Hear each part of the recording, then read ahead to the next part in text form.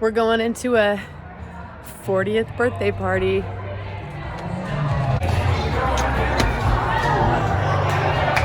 Started there, she is. There's a dancer. The big 4-0. Welcome.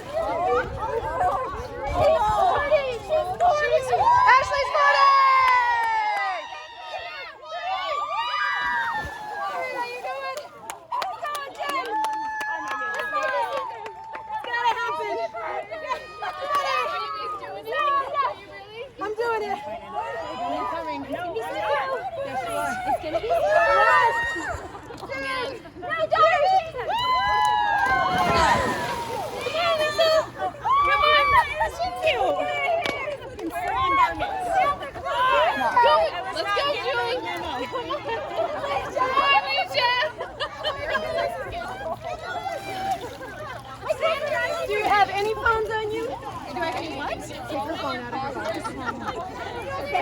Prepare myself. We prep for these things. One. Watch out. Ready? Ash, Trisha's coming too. Ash. Nice. We're going in together. Ash. We're going in. Ready? I only have a... I'm just going to take my garments off. One. What are we doing? 2. We're jumping. 3. Go.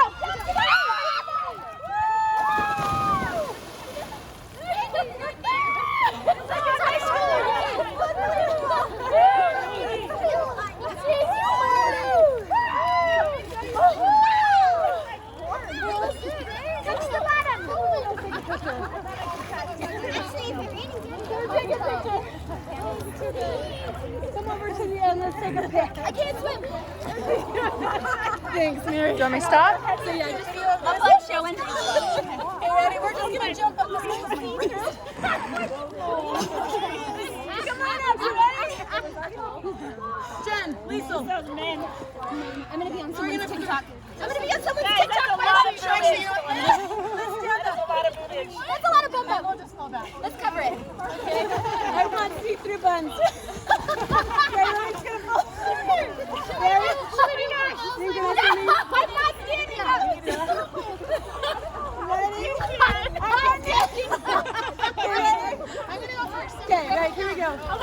I'm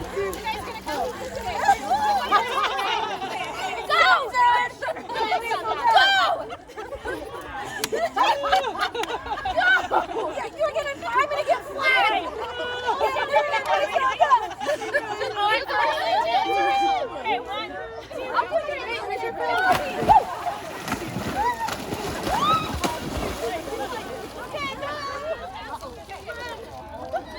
All right, Liesl.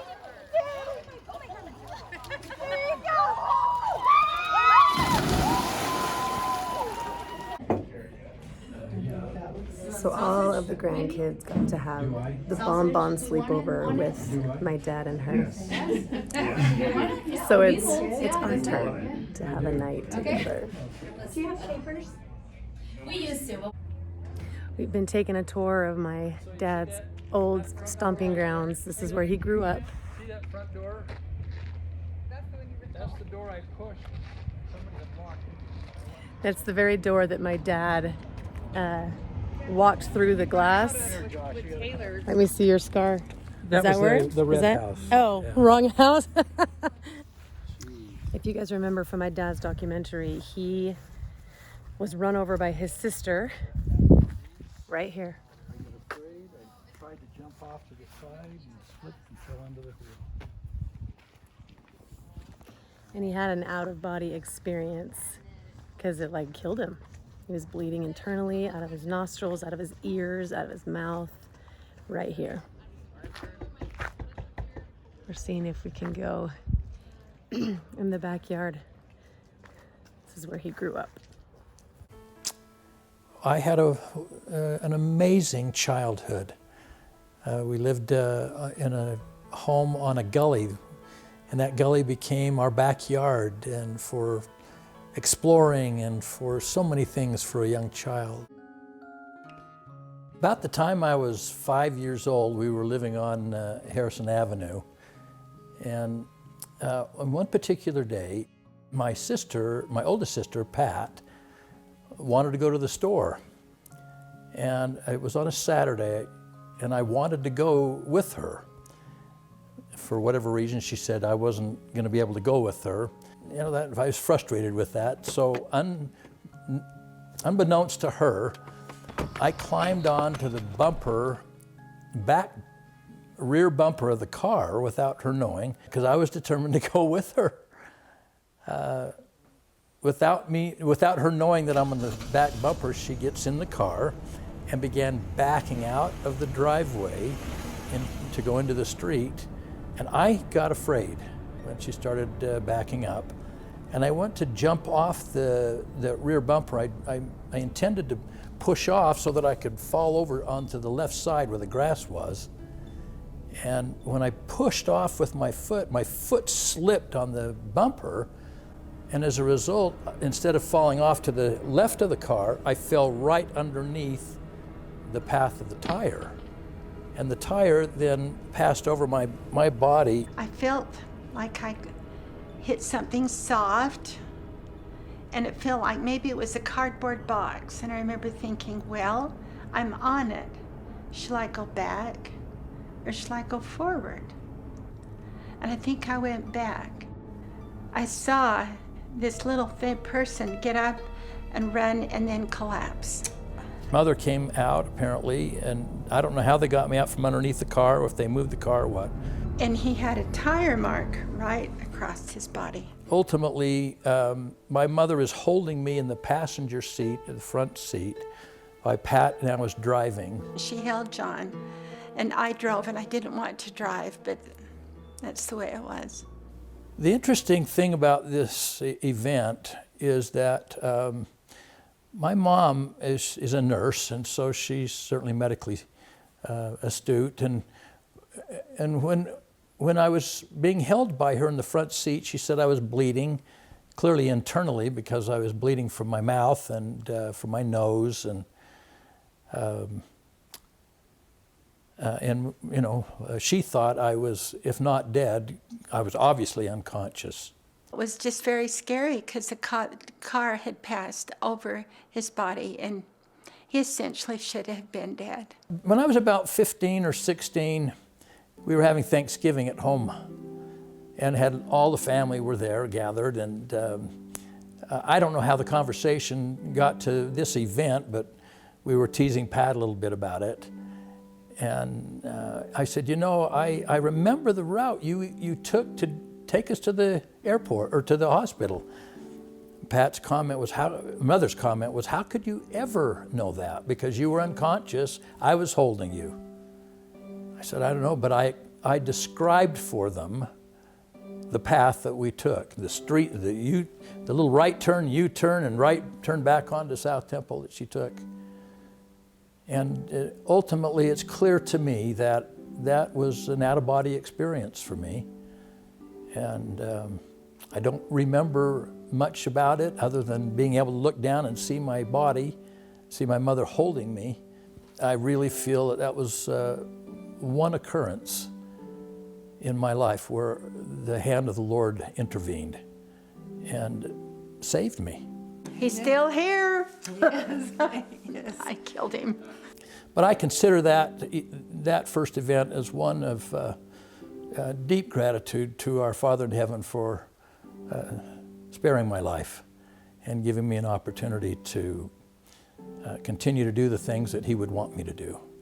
God is well aware of our circumstances, and for whatever reason, there are times when He intervenes. I don't know, I have no understanding as to why He decides to in some cases and not in others. But I came to realize in my heart, without any question, that on that day, He intervened in my behalf and allowed me to live. That has generated in my soul a deep gratitude, which has helped to develop faith and trust in Him, no matter what the circumstances. As difficult as they may be, becomes an element of being able to trust Him no matter what.